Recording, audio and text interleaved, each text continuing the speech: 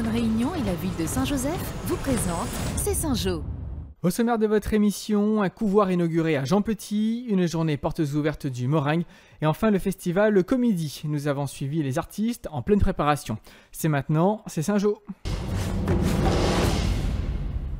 Ces poussins viennent tout juste de sortir de leur coquille après 21 jours d'incubation dans ce tout nouveau couvoir situé à Jean Petit sur la commune de Saint-Joseph. Ils vont désormais prendre la direction des élevages affiliés aux fermiers du Sud. Ça nous tient toujours à cœur. On a commencé sur Saint-Joseph. C'est vrai qu'on a été obligé de délocaliser une partie de notre production sur l'étang salé, mais le cœur est toujours sur Saint-Joseph pour développer. Le bâtiment flambant neuf a une capacité de 200 000 œufs par semaine. Tout le processus d'incubation est parfaitement maîtrisé par les salariés du couvoir. Il faut être à l'écoute de tous les paramètres, que ce soit la température, l'hygrométrie, la ventilation. C'est ce qui va permettre à l'embryon de bien se développer. Lors de l'inauguration, les acteurs et élus saluent le travail mené pour atteindre l'autosuffisance alimentaire en termes de production de poulets. On produit 16 000, on importe 20 000 tonnes. Et donc, c'est ce à quoi nous voulons arriver. Le maire de la commune ressent une certaine fierté de voir cette entreprise née à Saint-Joseph continuer d'y investir. Bien évidemment, la ruralité, c'est nos traditions, mais c'est aussi la modernité. Et donc, un couvoir comme ça, on sait très bien que c'est un outil moderne. Le couvoir est aujourd'hui en fonction et permettra aux Réunionnais de consommer local à prix correct, tout en favorisant la création d'emplois directs et indirects.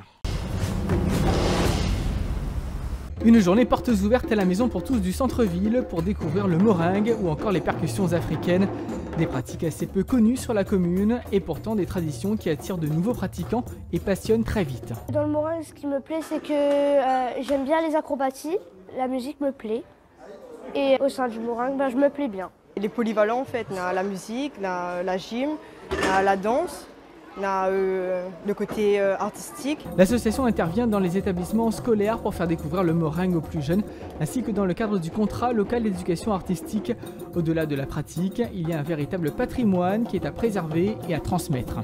Longtemps, dans les années 1900, il y avait des ronds meringues ici à Saint-Joseph. Et c'était des ronds meringues très réputés. Ce qu'il faut savoir, c'est que sur toute l'île, il y avait des ronds meringues. Donc il faut que nous soyons fiers de ça. Il ne faut pas que nous la honte, justement. Une journée bien chargée avec des démonstrations tant de percussions africaines que de meringues, avec la participation des plus jeunes élèves de l'association Saint-Jo Meringue. À quelques heures de la représentation, l'équipe de Jeunes et Libres dans ma tête est en plein rush, malgré la bonne humeur qui règne sur le plateau. Il s'agit pour l'acteur principal Didier Gustin et ses musiciens de prendre leur marque sur cette scène qu'ils ne connaissent pas. On va jouer 3 jours de suite, donc il fallait quand même prendre nos marques, parce que la scène change un petit peu, il y a des choses qui changent, donc il faut les adapter. Et puis on trouve de nouvelles idées avec le metteur en scène, donc on les rajoute. Une pièce de théâtre, c'est une équipe sur scène, c'est aussi des techniciens qui doivent être au diapason avec la scène.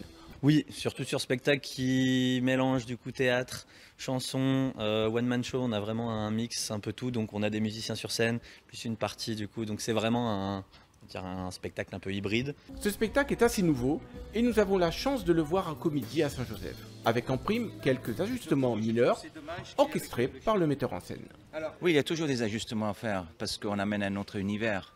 Une fois les derniers réglages terminés, les acteurs vont se reposer quelques instants avant de se produire devant un public sous le chapiteau de la caverne des Hirondelles.